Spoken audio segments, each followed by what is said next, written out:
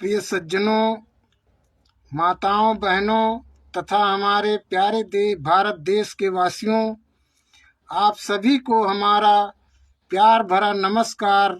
नमो प्रज्ञाएं, जय सत्य, जय सृष्टि। आप सभी का हमारे इस रील पर, इस एपिसोड पर पुनः हार्दिक स्वागत, अभिनंदन है। सज्जनों, आज इस रील को, इस वीडियो को हम लेकर के आए हैं। इस पर हम आए हैं, आज चर्चा करेंगे शिक्षा बनाम ज्ञान पर। कॉलेज की शिक्षा बनाम ज्ञान। सज्जनों, आज का ये रील एपिसोड हमारा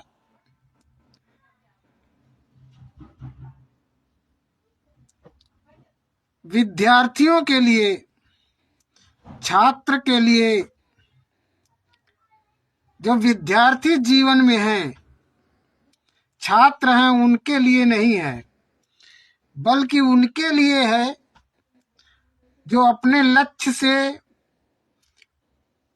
पढ़ाई की शिक्षा के लक्ष्य से और अपने मंतव्य से आगे निकल चुके हैं, उनके लिए है।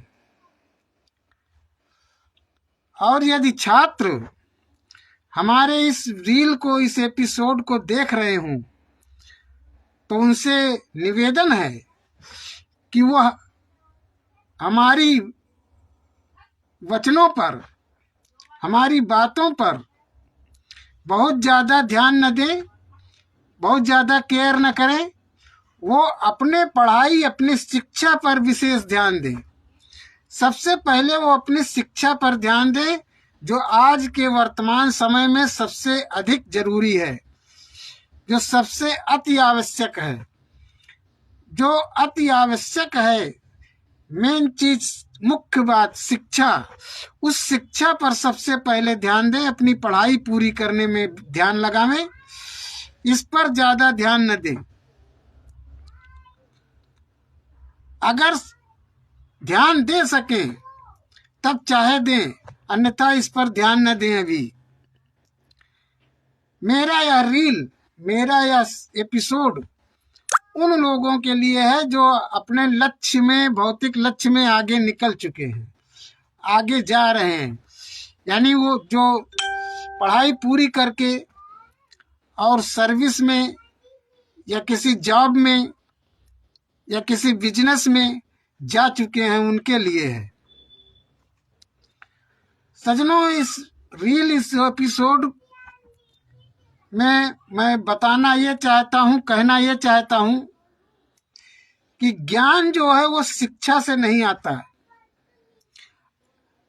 ज्ञान जो है वो कॉलेज की शिक्षा से, स्कूली शिक्षा से, विद्यालय की शिक्षा से नहीं आता है। ज्ञान पुस्तकीय शिक्षा से या साहित्यों के अध्ययन से नहीं आता है, बल्कि वो सब कहीं न कहीं व्यक्ति को कूपमंडूक बना देते हैं। ज्ञान पुस्तकों के अध्ययन से या स्कूली शिक्षा से, सिलेबस की शिक्षा से, विद्यालय की शिक्षा से, कॉलेज की शिक्षा से ज्ञान नहीं आता, न साहित्यों के अध्ययन से आता है। वो कहीं न कहीं बल्कि कूपमंडूक ही बना देते हैं, वहीं तक आदमी रह जाता है।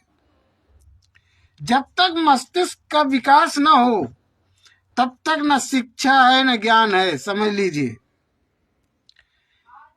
इसलिए कहा गया, ज्ञान चेतनायाम निहितम।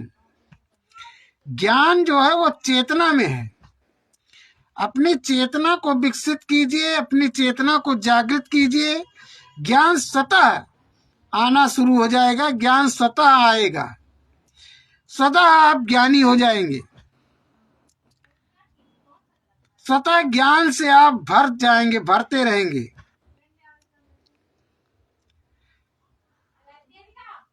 सज्जनों, अपनी चेतना, अपने चेतना को जागृत करने की, विकसित करने की आवश्यकता है।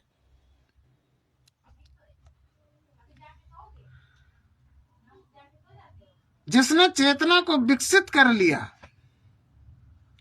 उसके अंदर ज्ञान स्वतः आया रहता है। सज्जनों, कबीर साहब के विषय में कहा जाता है कि वो पढ़े लिखे नहीं थे, अनपढ़ थे, निरक्षर थे।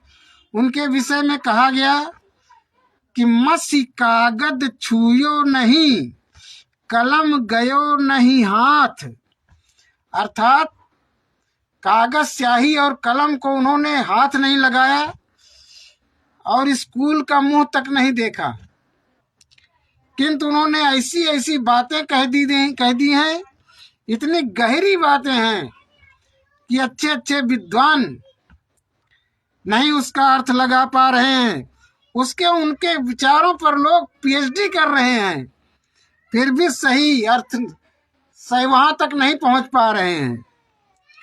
यदि उन्हें चेतना का ज्ञान हो जाए, यदि वो ज्ञान हो जाए उनको, जो कबीर साहब को था, जो कबीर साहब को ज्ञान था, यदि वो ज्ञान हो जाए तो व्यक्ति वहां तक पहुंच सकता है।